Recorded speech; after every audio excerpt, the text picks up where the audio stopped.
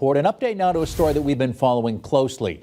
Springfield marking the city's first murder of the year on Sunday. The victim, a 19-year-old Springfield woman.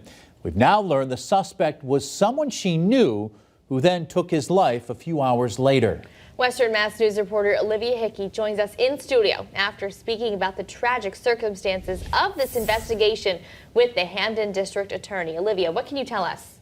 Chris, Abby, District Attorney Anthony Gallooni tells me the investigation quickly pointed towards the relationship the couple had in the past.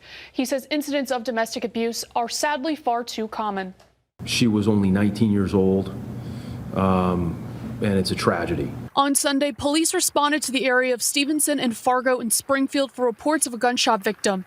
Hamden District Attorney Anthony Gallooni tells Western Mass News 19-year-old Isabel Alcade was found dead in a car by police. A few hours later, Gallooni says the suspect who they determined killed her, 18-year-old D'Angelo Aponte, took his own life. Gallooni tells us their investigation led them to discovering the pair were previously involved in a relationship, ruling it a domestic homicide. She was killed by who we believe was an ex-romantic involvement. His name is D'Angelo Aponte. He was 18 years old, and accounts of issues such as domestic violence and threats and indications that he was still very much interested in her.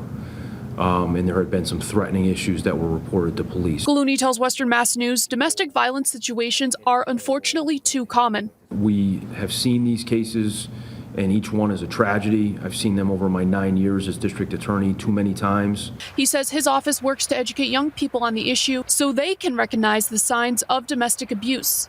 When they start to see signs of someone who is controlling or someone who gets upset or jealous around certain things, and those situations get worse and more incendiary when there's a breakup or a separation. The shooting also marking the first gun-related death the city of Springfield has seen in 2024. Gallooni says his office is doing what they can to avoid another trending year for gun violence. We're acting both preventatively and we're doing our work in the courtrooms to make sure that we're identifying the most violent offenders, those who are prone to commit other violent offenses, and we're going before judges and requesting pretrial detention, and we're requesting significant sentences on that small portion of the criminal population. Gallooni tells me the case is closed. Resources for domestic violence can be found on our website, westernmassnews.com. Reporting in studio, Olivia Hickey for Western Mass News.